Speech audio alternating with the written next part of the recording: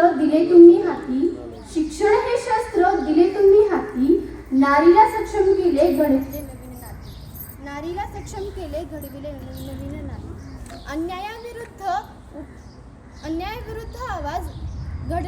अन्यायाविरुद्ध आवाज शिक्षणाने दिला धीर, सावित्रीबाई तुम्ही अखंड एक, अखंड एक. नमस्कार, मी स्वरांगी प्रवीण वाघमारे, इयत्ता 9वीची विद्यार्थिनी.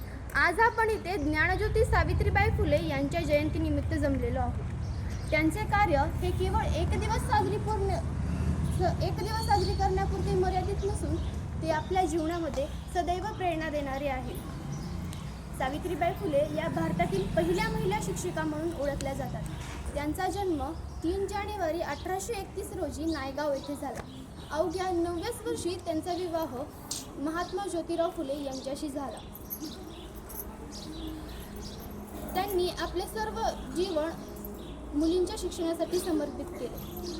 शिक्षण प्रसारण करत असताना त्यांना अनेक सामाजिक विरोधांचा सामना करावा लागला, परंतु त्या कधीही डगमगल्या नाहीत. त्या कायम सज्ज राहिल्या स्त्री शिक्षणासाठी. 1851 मध्ये त्यांनी पुणे येथे मुलींची पहिली शाळा सुरू केली. तसेच दलित व मागासलेल्या मुलांमुलींसाठी देखील त्यांनी शाळा उघडल्या. एवढेच नव्हे तर काव्य फुलेसारखे काव्यसंग्रहही लिहिले, ज्यात शिक्षणाचे महत्त्व सांगितले आहे आणि समाजाला एकत्र येण्याचे आवाहन केले आहे. विद्येविना मती गेली, मतीविना नीती गेली, नीतीविना गती गेली, गतीविना वित्त गेले, वित्तेविना शूद्र खचले, इतके सारे अर्थ एका अविद्येने केले.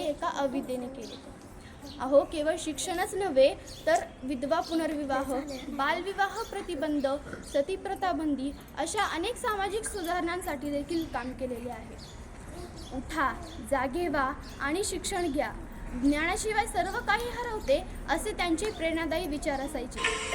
सावित्रीबाई फुले यांनी आपले जीवन समाजातील स्त्री आणि वंचित घटकांच्या उद्धारासाठी वेचले.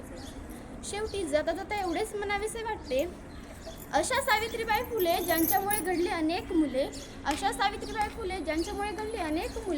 ज्यांच्यामुळे इथे उभी आहे मी, त्या आहेत म्हणजे सावित्रीबाई.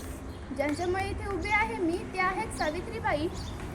सावित्रीबाई तुम्हाला वंदन करते वाकून, सावित्रीबाई तुम्हाला वंदन करते वाकून. पुढे जात राहील तुमचे विचार लक्षात ठेवून, धन्यवाद. जय